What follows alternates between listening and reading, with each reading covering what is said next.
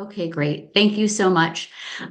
Thanks for the introduction, Isaac. I am Nessa Richmond, the Executive Director of the Rhode Island Food Policy Council, and I'm going to be introducing you to our 2026 update of our food system fact book. So I'm going to be going over a lot of information today. Please do raise your hand or put a question in the chat if you have any clarifying questions. And hopefully we'll have time at the end for additional questions.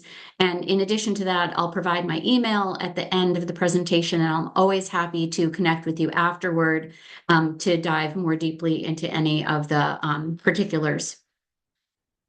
So the 2026 Rhode Island Food System Fact Book is our third annual food system fact book. And our purpose in creating this annual report is based on a simple value proposition.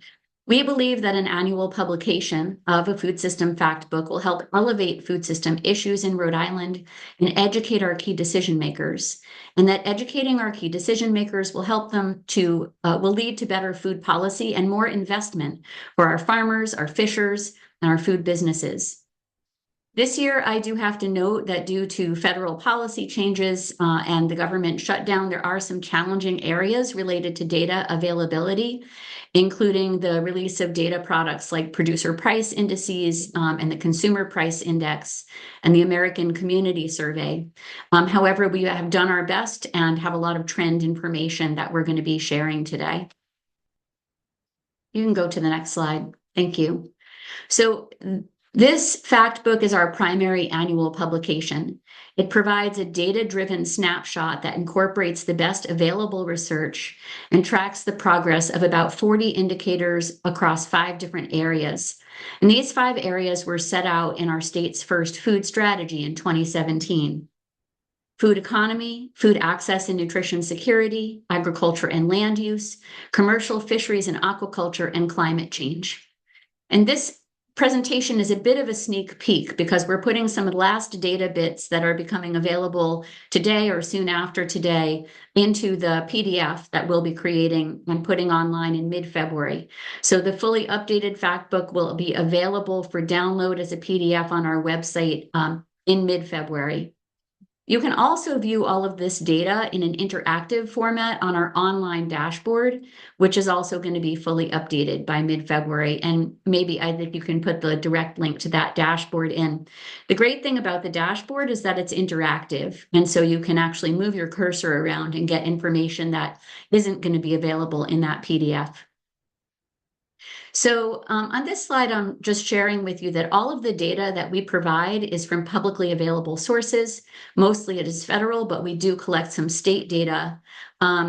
We do this in a sense, we want to make it very clear that leaders from across sectors can use this information to set strategic goals for their organization, establish measurable objectives for their projects and their programs. You can find key facts for grant proposals of all different kinds at your fingertips here. You can use the information to emphasize a trend during public speaking opportunities and to support your views and testimony at the State House. You can also see our key features here. As I mentioned before, we try to keep this regularly updated and do a big annual update. And we also provide easy to understand descriptions, clear citations, and these interactive charts throughout.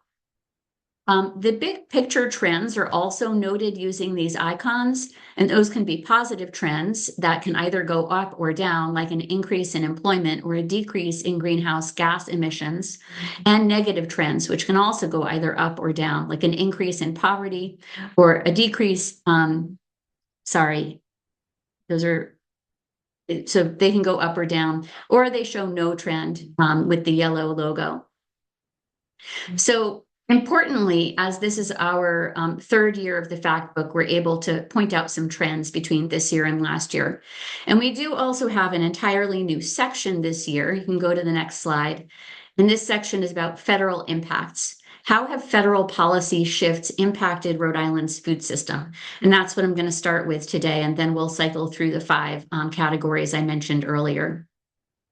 So Rhode Island has experienced the largest percentage decrease in USDA staff in the US. You can see Rhode Island here with a 35% decrease in USDA staff, and you can see that in context with our neighboring states. Not going to go into reasons for these decreases here because I think probably we've talked about that a fair amount and you've seen it in the national media. But again, if you want to connect about any of these and talk about them more later, I'm happy to do that. On the next slide, you can see USDA funding cuts. So USDA business program investments in Rhode Island dropped in 2025. In fact, they dropped 92%. So from 2016 to 2025, there were 137 Rhode Island recipients of these types of grants and loan guarantees. And that dropped precipitously this year. There are a couple of really big investments. And so on the next slide, you'll see what this graph looks like without the two big business and industry loan investments. So now you can see those large rural energy programs, but you can also see just in general how the programs have been going in terms of annual inputs and a significant decrease down to 356,000 in 2025. We've also seen other kinds of funding cuts, and this is really an underestimate here because we just kind of picked the low-hanging fruit of what was available. There have been many other cuts, but we can see that easily anticipated funding was withdrawn in 2025 in the amount of at least $21.5 million. This is really just looking at three primary food systems related funding sources, which were the Local Food for Schools program, the Local Food Purchase Assistance program, and then a large grant that the Rhode Island Food Policy Council had been awarded by the US EPA to build out food waste composting infrastructure in the state. So those are some of the high-level impacts on the food system from federal changes. And now we're going to move into information about our food system's economy. So on the first slide, you can see that the food system is a really powerful economic engine in the state. And that's one thing that hasn't changed. There's over $18 billion in food system sales. These numbers are coming from 2022, and they have been increasing over time. You can see here that food and beverage stores makes up the biggest category, followed by wholesaling. On the next slide, you can see for food production sales. So this again is from 2022, and you can see here that between fisheries, agriculture, and aquaculture, there are almost $200 million in sales, and that fisheries account for the majority of food production sales, not surprisingly, perhaps, given our status as the ocean state. The next slide shows food system employment. You can see that this is on a good trend. Employment increased 36% between 2002 and 2024. We do try to look at a 20-year time span in most of our charts when we can. And you can see the big dip here. That was the COVID dip, but we did recover from that and have continued to grow. The next slide shows that food and beverage manufacturing employment. This increased almost a quarter over the past 22 years. And you can see here that there are some areas highlighted, the Great Recession in 2008 and then COVID-19. And you can see how these had an effect or possibly didn't have an effect during these times of crisis. And finally, for this section, I want to look at food and beverage inflation. So inflation, as we know, in the food sector is a huge issue right now. And you can see it right there in the dark green line, or the highlighted green line, a 227% overall increase in food costs since 1970. And you can see that that increase has really taken a bump. This data was just updated like in the last couple of days. So you now can see 2025 here. And if you were at my presentation of this data at the URI Food Summit a couple of weeks ago, this is new data from there as well. So going to the next slide, you can see that food price inflation across the Northeast has steadily increased post-COVID. So 28% is what you're looking at.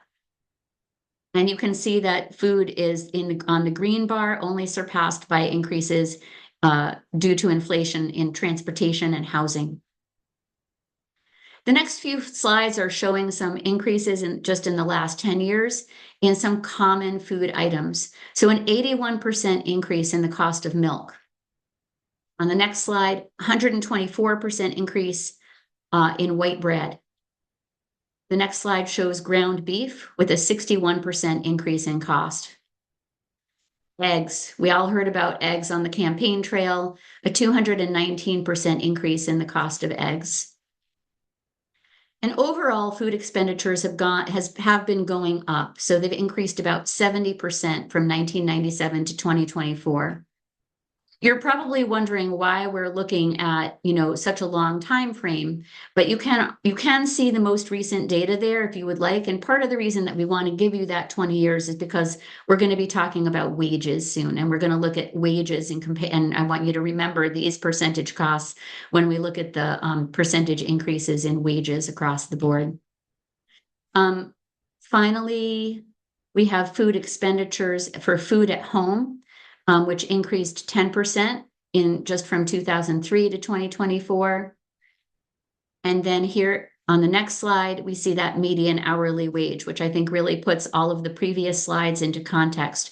There has been an increase. There's been an increase in wages, but it's been an increase of 31%, which is not enough when you look at that rate of inflation.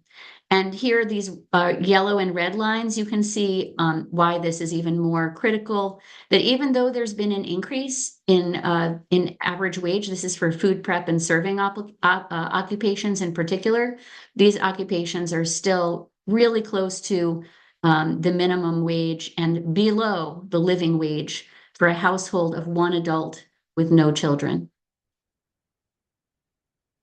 So we're going to be going into food access and security on that note. You can go to the next slide. This slide shows you that when we look at poverty and food insecurity, which are the two lines which we're sharing there from a couple of different data sources, we just haven't made any progress in the last 20 years. We can see that poverty and food insecurity went up during the Great Recession around 2008. We can see that, in some ways they were held steady in the COVID pandemic. And we know that that's because the federal government stepped up in large part and provided more SNAP dollars and more programs, and free school meals for all being another one of them that helped hold that food insecurity rate down. Unfortunately, the USDA in 2025 canceled the Household Food Security Report. And that means that Rhode Island and all states are navigating food insecurity challenges without that report, which is the most comprehensive analysis that we have had. And we're looking at the years ahead without this report. So, food insecurity in Rhode Island mirrors poverty trends. So as long as poverty data is available, we can likely predict whether food insecurity is increasing or decreasing. And, we at the council are also working with the state and others to try and figure out how to get this data collected on the state level or perhaps the regional or national level. Feeding America's data shows post-COVID increase in food insecurity. You can go to the next slide. This is the Rhode Island Life Index showing an increasing food insecurity. And we're sharing that with demographic information, as you can see, with different lines for different sectors of our population. And it's important to see this broken down for equity purposes wherever that data is available. SNAP participation is the next slide. Can you go back one? Thank you. So SNAP participation is something where we have a lot of question marks. We have a dramatic decrease due to federal policy. You can see that on this slide. And you can see that these numbers are kind of all over the place. And that's because SNAP has been affected by federal government decisions, in particular related to change in the structure, new paperwork requirements, and general confusion generated by the federal shutdown and by the changes to the program. We do see those numbers going down, and we're going to continue, unfortunately, to see those numbers going down. How do we keep our food insecure people fed while this is happening to our largest food insecurity supplemental food program, the Supplemental Nutrition Assistance Program? This is something that the state is, and every state is working to navigate now. And then this is our information from our wonderful Rhode Island Community Food Bank annual report. This data is updated through 2024. And if you haven't had enough data by the end of this presentation, I want to note that today is Food Insecurity Awareness Day, and the Rhode Island Community Food Bank will be releasing today's numbers at the State House later this afternoon. So I urge all of you to head over there or tune in as you can, and this information will be provided on their web page soon afterward. After it's available, we'll be using it to update our dashboard and PDF as well. And I believe we have a staff person from the Community Food Bank here today, so maybe she'll be able to take a question if we have time afterward today. So the next slide is showing market concentration, a very important part of access and security. Rhode Island has an extremely concentrated grocery store market. 81% of other state markets are less concentrated than ours, and I think we kind of all know this at a visceral level living here in Rhode Island. Stop and Shop holds a huge amount of the market share. And I just go back to that just for a second. I think for anyone who has questions about why a slide on market concentration is being shown in the food access and security section, it's simply because when you have powerful entities in the market, they can do more around price than they might be able to do in a more competitive market, and that can create challenges for affordability for lower income residents. Just to be clear about that. So this slide around wasted food is sharing that Rhode Island has made little progress in reducing solid waste in recent years. We have a lot of landfilled solid waste that's actually edible food, just excess food that is thrown away, and that's why this is shown in the food access and security area as well. The next slide shows this just with different data sets. This is the national refed estimate showing no progress diverting surplus food. And with that, we're going to move on to agriculture and land use. So again, you can see a lot more data and a lot more detailed data about food access and insecurity on our dashboard, but I do want to get us through the next sections and hopefully have a little bit of time for Q&A at the end. So I'm going to keep us moving. So land and agriculture in Rhode Island has decreased over the past 20 years. It's gone down a bit, and you can see here that an important point is that cropland and pasture land and kind of farmstead acreage has decreased. Woodland estimates have gone up and down a little bit. So clearly, the woodland isn't what we're primarily growing the food on. So we're seeing decreases across the board here. A good point for agriculture and land use is that Rhode Island is a national leader in direct sales. I think you need to go one further. There you go. Thank you. We have a lot of farmers markets. We have a lot of farm stands, and a lot of us shop at those locations. And so you can see here that in 2022, Rhode Island farmers reported almost 12 million in direct sales to consumers. And that's about 22.9% of total agricultural sales. This is the third highest percentage in the country. So really a place where Rhode Island shines. The difficult part about agriculture and land use is our farmland values. We don't have a lot of land. The land is very expensive. In fact, on average, by acre, it's the most expensive land. This is not the whole country. This is Rhode Island sitting at the top of our New England states. If this showed the average prices across the country, then we'd still be at the top and there would be a lot further down below. We have done a good job with farmland conservation. We've conserved over 8,000 acres, purchasing development rights and making sure that farmland stays in farming and that all future uses of land are restricted to farming. We don't have 2024 or 2025 data for this particular slide, but we will update it when it becomes available.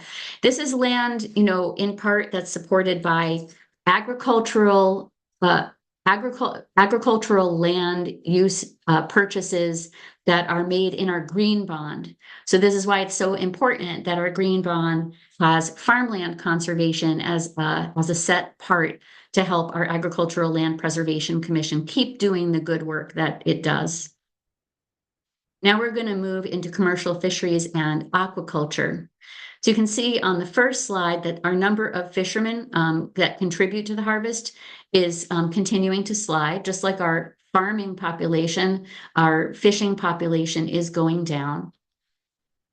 You can see that commercial seafood landings have also gone down. This is since the year 2000. And you can see here the information by species. It's very interesting if you go to the interactive chart. But all I'll point out here is that squid, longfin and shortfin squid, are the biggest, the largest of any particular species. And so I think that's why we have calamari as our state appetizer, but overall, you can see the pounds of seafood being landed by commercial fishermen has been going down on average. And the value on the next slide, you can see the value of commercial seafood landings have also been going down. You can see here that the longfin squid and sea scallops, lobster, those are your most valuable species, but we have a lot of other species, incredibly diverse ports. And then on this slide, you can see aquaculture. So this is primarily oyster aquaculture, eastern oysters, and their production has consistently increased. So 611% actually, which is a pretty good increase. And you can see that production just had one dip during COVID because most people don't eat oysters at home. They eat them in restaurants, and restaurants were closed. So I'm going to end on climate change. Perhaps not the most uplifting information, but it's the fifth category that we're going to be going through, and then we can maybe dive a little bit more into questions and answers. So on the first slide, you can see Rhode Island's greenhouse gas emissions, which do continue to decrease. Our Act on Climate is having an effect, and net greenhouse gas emissions have decreased. Transportation continues to be the largest source of emissions in Rhode Island. And you can see here that if we're to meet the requirements set in the Act on Climate, we have a lot of hard work to do. You can see in the gray how we will need to move in order to meet those set requirements. I do want to say before we go on to the next slide that you don't have a category of greenhouse gas emissions called food system greenhouse gas emissions in this chart. You have transportation, you have electricity, you have industrial buildings, you have waste, and then you have a little teeny line that is agriculture right at the top that you can barely see at all. But the agriculture piece isn't the only piece of our food system that contributes greenhouse gas emissions. Food system greenhouse gas emissions are threaded through many of these categories, like transportation and electricity and commercial buildings and industrial buildings. Just think about all of the electricity we need to keep food cold and frozen. If we were to add up all of Rhode Island's greenhouse gas emissions coming from our food system, we don't have that number estimated at the state level, but at the national level, it has been estimated. And they estimate that about a third of greenhouse gas emissions overall come from food systems related activities. The next slide shows our average increase in air temperature. So 3.1% average increase in air temperature. And Rhode Island, this is the case in every Rhode Island county. And this is, looking at where we've been above a 20th century average, just the blue line that you can see. We also are having more and more dry days. If you're from Rhode Island, I don't have to tell you this. You've seen, all of the drought notices that we've received across the state, including extreme drought that we've experienced more in recent years than we did in the past. We've experienced almost 40% more abnormally dry day measurements after 2012.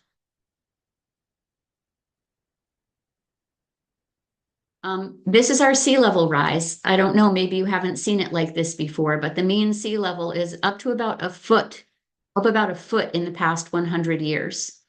So the only reason that we have the Providence station starting later is because it didn't start. They weren't collecting that data before then.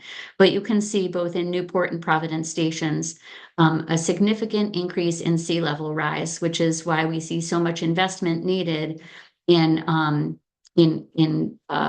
supporting the state to become climate resilient.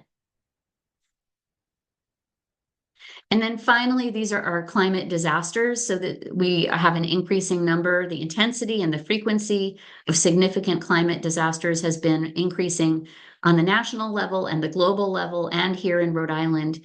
You can see, in what we have here from, in a decade, 2010 to 2019, we had that number across the top there. And then in the last 5 years alone, we've had more than we had in those 10 years. And again, you can see this information on the dashboard and look at it in more detail. So I do want to share just a little bit about our next steps. First, I want to say that there are many other possible sources and types of data that could be used to tell the story of Rhode Island's food system. We have local and federal data that could be integrated. This information was selected by people who participated from across our network, who are experts in the 5 integrated focus areas that we just went through. We're open to continuing conversations with the state and with community members about how to improve this dashboard and this annual report over time. And then finally, I'm going to share the next. Can you go back to the value proposition? Oh, I guess you don't have it. So finally, I'm just going to share next steps again for the fact book, which is that you can download and share the 2026 fact book. I'll put the link in the chat as soon as I'm done. And we hope to get that up in the next week, but I'm saying kind of Valentine's Day is the date because I want to give us a little bit of leeway. And I will put that link to where you'll be able to find it in the chat, and also a link to my email when we're done. So I think that we can probably come off the slides so I can see what the questions are and try and answer them. And there may be other people on the line who can help to answer questions as well. I cannot see hands raised or any of those questions. So Isaac, if there are any questions that have been asked already in the chat, I'm happy to try to answer them. I don't have any questions in the chat, but people are welcome to raise their hand if they have any.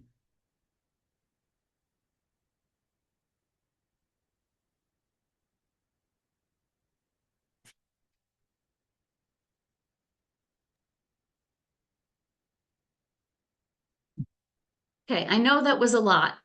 It was a lot of data.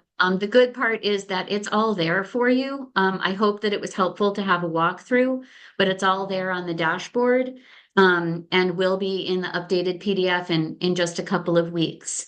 So if you are poking, I encourage you to poke around on it. I encourage you to use it. If you come up with any questions as you're doing that, or suggestions, I'm going to go ahead and put my email in the chat. And I do see a couple of questions down at the bottom now. So Isaac, maybe you can share those with me. Yes, Isaac Berg is asking which data is still waiting to be added.